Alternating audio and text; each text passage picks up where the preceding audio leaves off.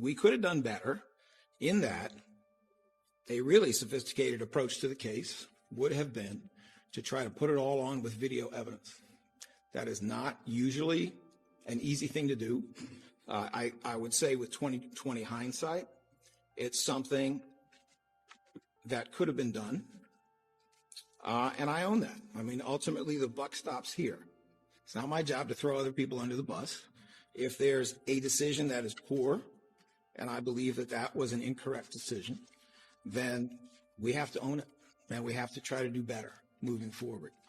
Bits and pieces of the Kada Scott case were ignored for too long, and the authorities messed up badly, but now new reports are coming out saying police got their hands on video evidence that proves Keon King was not alone. When Kada passed, and people are saying there were 2 other individuals involved, and some sources say Keon was actually hired to get this job done, and this situation is getting darker every time new information surfaces. So after the anonymous phone call that led police to the exact spot where Kada's body was found, they launched a manhunt to find out who that mystery caller was, and if that person was an accomplice to Keon King. But now police have obtained surveillance footage showing Keon and 2 other people. On the day Kada's body was moved, at first investigators thought only one person helped Keon move a heavy bag believed to contain Kada, but now there is a possible 3rd person in the mix who allegedly helped them drive around with her remains, and if what the cops are revealing is true, then this case might be even more premeditated, ruthless, and intentional than anyone imagined. So now the question is, did Kada owe Keon money, or did she witness something she was not supposed to see, and they wanted to silence her forever? What was the real reason? Yes, Sheba and Jason, Keon King appeared over video conference for his arraignment, and he was polite, answering yes, ma'am, when the judge asked him a question. King has been in custody for over a week now in connection to Kada Scott's disappearance and now murder, and the judge says he'll remain behind bars without bail. Kada Scott was last seen on October 4th, and from that moment, she vanished until her body was discovered in a shallow grave behind Ada H. Lewis Middle School. But the story actually begins on September 28th. That is when Keon, who goes by Kel, first messaged her. Then on October 2nd, he messaged again from a Text Now number, which is a service where people can text using an alternate phone line. He said he changed his number and reintroduced himself now. Remember, these text screenshots are from court documents, and they probably are not showing us every single thing that happened between them, but on October 4th, Kada texted, "Kidnap me again," and Keon replied, "Better be up to," and they made plans to meet that night at 10:09 p.m. Kada sent her final text, "See him when you're here," meaning call me investigators. Believe she got into a dark-colored SUV and left. Then at 10:20, 4 p.m., her phone went dark.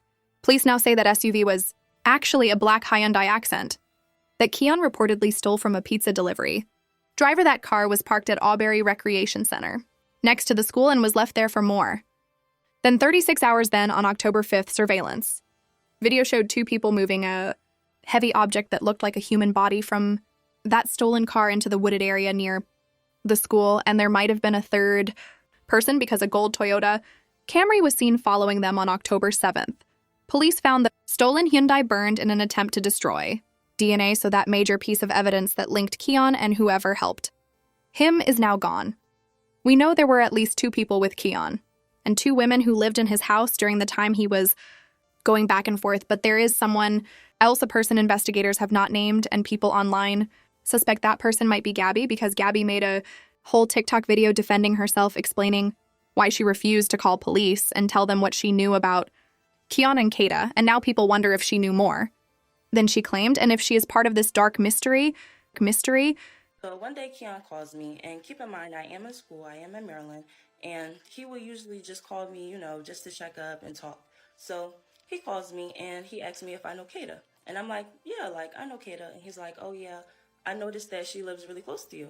I'm like, yeah, she lived right in the back of me. And I'm not thinking nothing of it, because he usually calls me and, we just be chatting. He'll call me about the people that be around, because he is the pharmacist. I live in the neighborhood and he be in my neighborhood.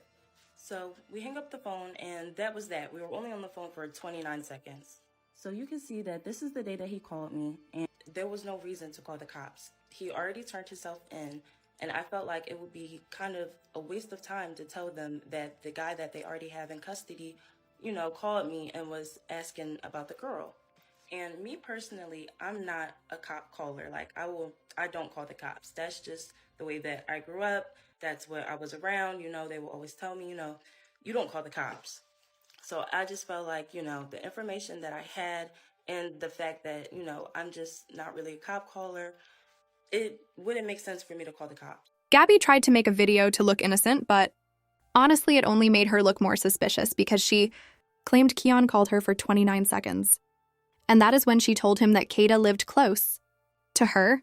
But when people looked closely at the screenshot, she posted it. Clearly shows outgoing, not incoming, which means Gabby was the one who called Keon, not the other way around. So what were they really talking about? And then there is the part about why Gabby got arrested. She posted a message to her mom saying she was recently arrested and released. And when people looked into her record, they found she was arrested back in March 2025 and charged with possession of a weapon, terroristic threats, conspiracy, assault, aggravated assault, and endangering another person. She is out on bond right now and still has an open case, and it seems like she was able to make some type of deal that allowed her to travel out of state for school reasons, because in her video she kept saying she had exams and she needed to study and get her head back into her books during her midterms.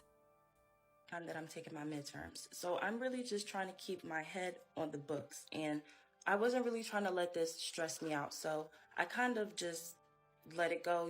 He turned himself in. It's not really much to say or do anymore. So with Gabby's entire criminal history and Keon being known around the neighborhood as the local pharmacist, it is very likely Gabby has a deeper connection to Keon and this case than she wants anyone to know. And what makes this entire situation even more twisted is the possibility that this whole thing was planned long before Keon first messaged Kada. On September 28th, one of Kada's co-workers at the nursing home said that days before Kada disappeared, she looked upset, and they overheard her saying, "I can't believe you're calling me about this." And her parents said someone had been harassing her days before she vanished. So did she get on the wrong side of someone powerful? And Keon was brought in to finish the job according to the medical examiner. Kada was hit directly in the head, but people who know Keon's record say he usually prefers choking when he attacks women. So this way of unaliving her feels colder and more detached, like he wanted to get it done fast without personal contact, and being a neighborhood pharmacist, he might know exactly how to take someone out quietly. And maybe this time he finally got caught. And with all these puzzle pieces coming together, people are hoping this time the evidence is enough to put Keon away forever. At first, some people thought maybe this was an accident, but then it made no sense showing up in a stolen car and leaving her body in his own neighborhood.